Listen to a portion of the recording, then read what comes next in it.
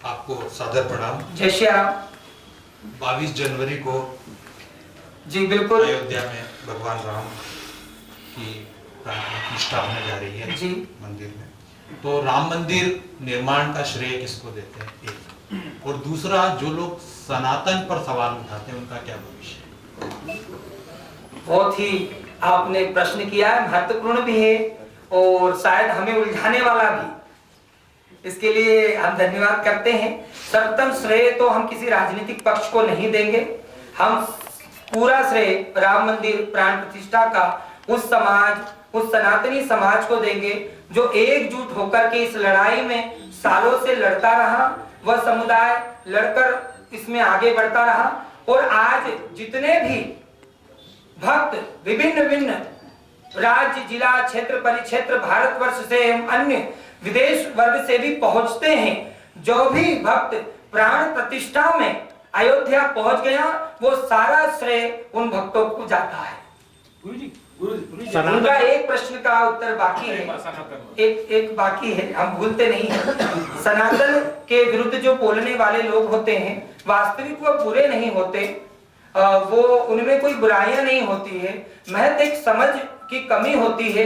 क्योंकि आपने देखा होगा कि समाज में जब हम इतिहास से चलते हैं कि माँ सीता को लेने के लिए जब रावण आए, तो रावण ने कोई राजा का भेष नहीं बनाया, कोई दानव का भेष नहीं बनाया, कोई देवता का भेष नहीं बनाया, कोई जीव जंतु का भेष नहीं बनाया। उन्होंने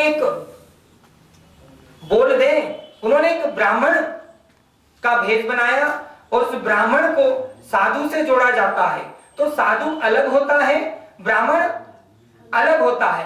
तो जो भ्रांतियां और जो मन में सनातन को लेकर के लोगों के पास कुरीतियां उपज गई है, वो एक वर्ग को लेकर के उपजी है, साधु समाज को लेकर के नहीं। आज भी इस भारतवर्ष में सभी लोग किसी न किसी रूप में साधु संत समुदाय का सम्मान करते हैं, करते रहेंगे। और इसी प्रकार ये छोटी मोटी चीजें तो हमेशा चलती रहती है।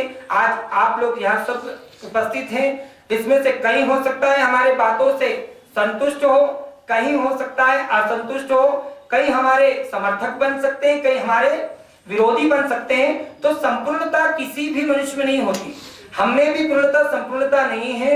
हम तो ये कह रहे हैं कि भगवान में भी पूर्णता संपूर्णता तब आती, कोई भक्त जब भगवान से जुड़ जाए। भक्त में भी संपूर्णता तब आती है जब वह भगवान से जुड़ जाए।